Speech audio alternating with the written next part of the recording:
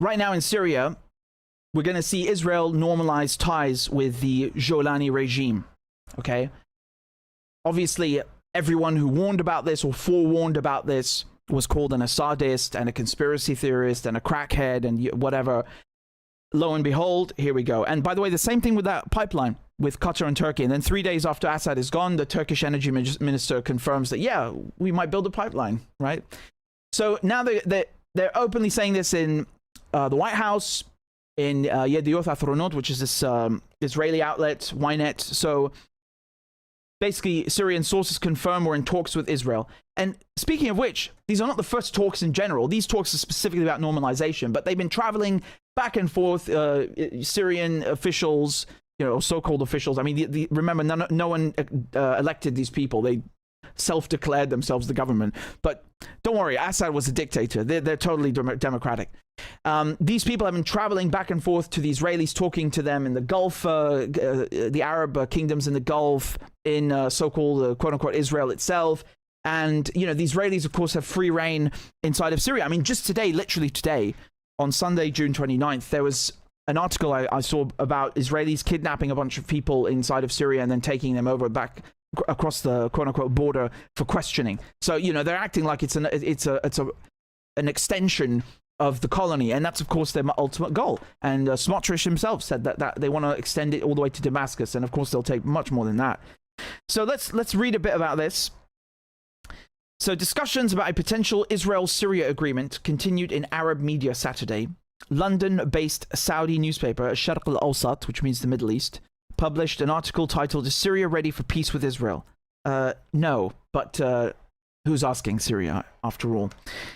Sources close to Damascus government told the paper that indirect negotiations are underway with regional and international backing. That means the United States, previously acknowledged by Syrian President Ahmed al-Shara. And you remember during the first month when they took power, they were saying, oh no, there's nothing with Israel. And when Israel was bombing Damascus and bombing Syria and taking out all of its jets and planes and its fleet of aircraft and taking out its navy on the Mediterranean coast in Latakia and Tartus, you had the new, again, self-declared mayor of Damascus or governor of Damascus saying that, well, Israel just feels threatened. They're just like kind of venting, like they're some angry fucking teenager or something, and trying to justify that and then walking it back when it was literally on video. But okay, I'm just trying to show you like how they've been lying the whole time about this, and in the worst way also. They're not very good liars.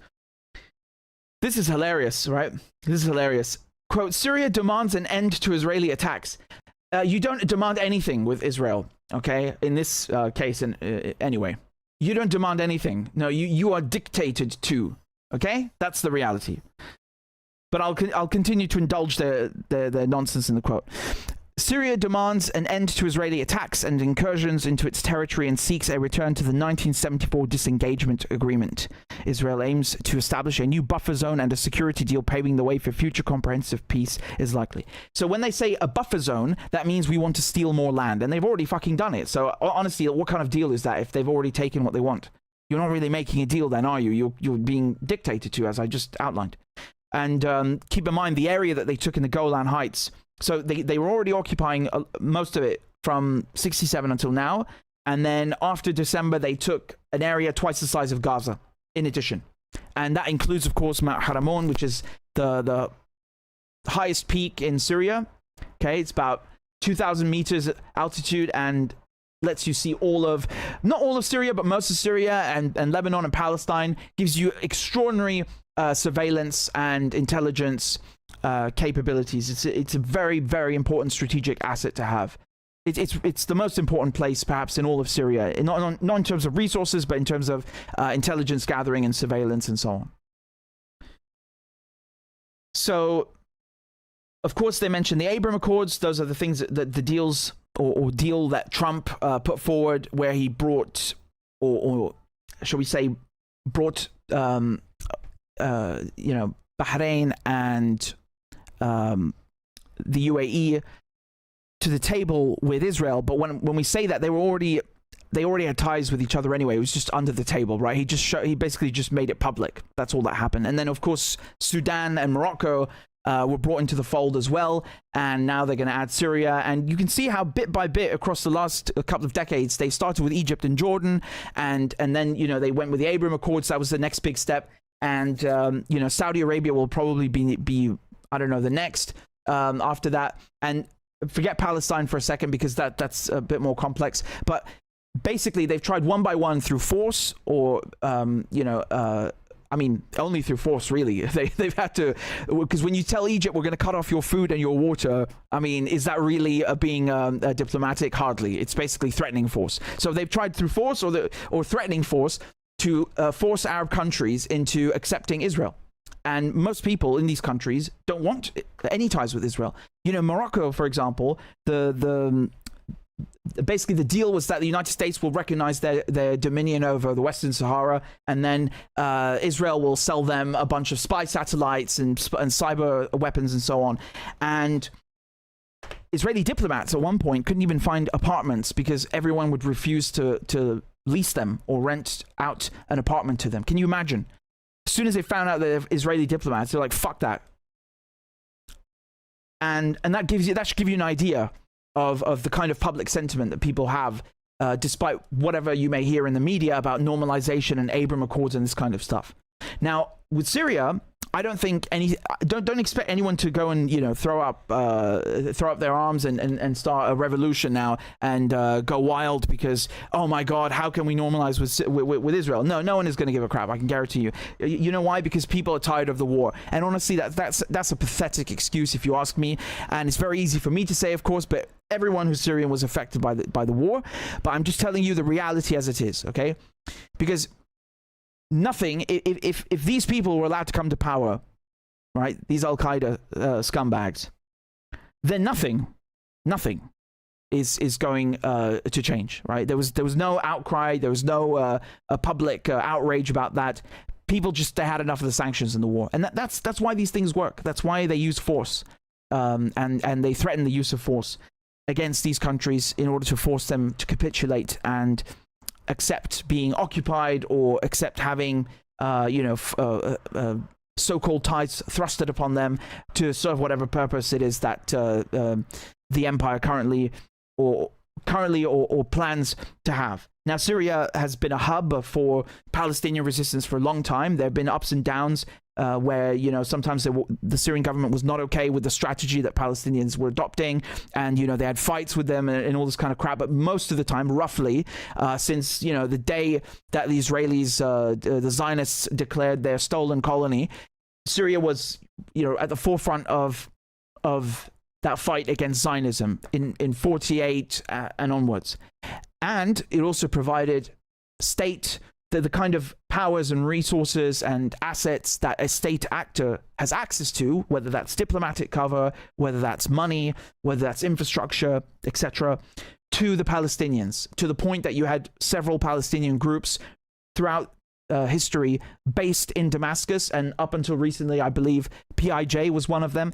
But of course, one of the conditions, one of the the outcomes that the Israelis have always desired is not just to cripple Damascus so that Syria can't take back the Golan Heights for itself, but of course to cripple those Palestinian groups. And that's exactly what's been going on for the last couple of months. Exactly what's been going on. So the so-called Syrian government, this new regime, have been dissolving and disbanding all the Palestinian groups that are based in Damascus, including PIJ and so on. And they've been arresting the members, and who the hell knows what else they've been doing, whether they've been handing them over to the Israelis for torture or just torturing them directly in Damascus. And of course, they've not just arrested them, they've dissolved their organizations, or at least their branches in Damascus and their headquarters in Damascus entirely. So you couldn't wish for a more subservient, cucked, beaten down regime or vassal than the current Syria if you are Israel. If I were in Tel Aviv in December, I would be popping fucking champagne over what happened in Syria. Forget Nasrallah. Nasrallah is not Syria, okay? Nasrallah is a headache, but he's not Syria. He's not the land bridge, right? Like he's not a state actor. Palestinians, no one's bothering you when you're taking them out and stealing the land in the West Bank. You can get away with genocide. Syria's the fucking prize, right? That's the only Arab state in the region that's still giving you trouble. If I were the Israelis in December, and actually right now, right, with this news that I'm showing you with this so-called normalization, I would be popping goddamn champagne every day, okay? And I guarantee you they are.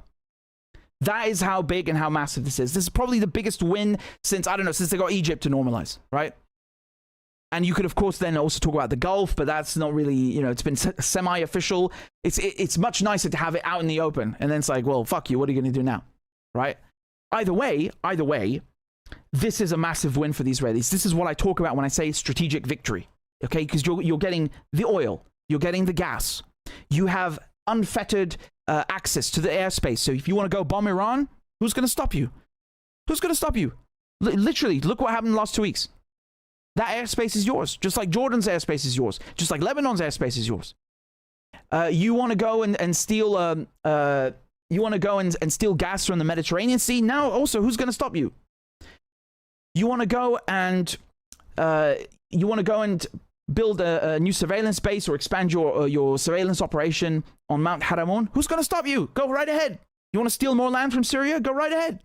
You want to go all the way to Damascus? Probably fucking do it now. You could probably do it. Who would stop you? Literally, who would stop you? I'm not trying to give them any ideas, right? But again, I'm really trying to just be balanced, just be objective, just talk from a political and a strategic viewpoint. Who the hell would stop you? You've got all the resources you want. You've got all these avenues and actions that you can take right at your fingertips. No one to stop you.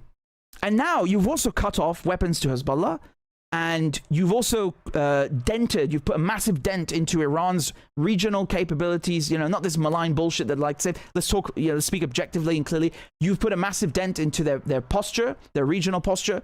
You've put a massive dent into their foreign relations, and you've given them one less ally, one less neighbor in the vicinity. That's a huge blow, a very painful blow for the Iranians, right? Not to mention Syria, of course, but you know, if Iran is your number one target, which it is, you've caused a massive dent right now for them.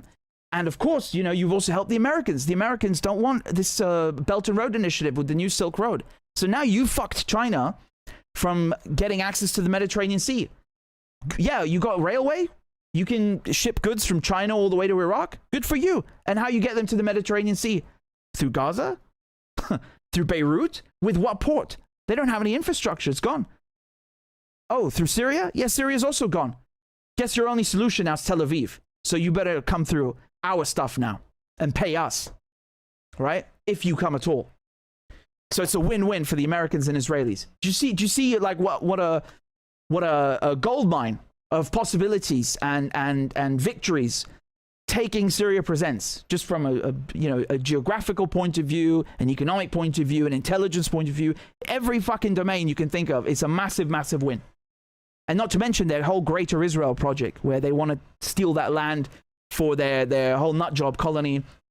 You know, with Smotrich, he was saying, what, just 6 months ago, right? No, a bit more than that. It was about a month or two before they took Syria. He was saying on camera that, you know, their goal is to extend Jerusalem. When he says Jerusalem, I mean, he's basically saying the Zionist project in this case, right? He doesn't mean the actual city. He means to extend Israel all the way to Damascus, and he explicitly says that, right? And even the interviewer was like, really? That's how. But I mean, it's not like we didn't know this stuff. You have Israeli soldiers walking around Gaza with Greater Israel patches on their, you know, and insignia on their uniforms. So it's nothing. Honestly, they mentioned UNDOF here, right? I honestly wonder what function that is going to serve. They're probably going to disband and dissolve that mission, that UN peacekeeping and observer mission, because if Syria, or former Syria as we should call it, makes so-called peace, meaning a forced settlement with Israel, then what are they fighting about? That's probably going to be dissolved. So now he's the man. He's the man, El Shara, Mr. Al Qaeda, the head chopper in chief. All right, he's the man.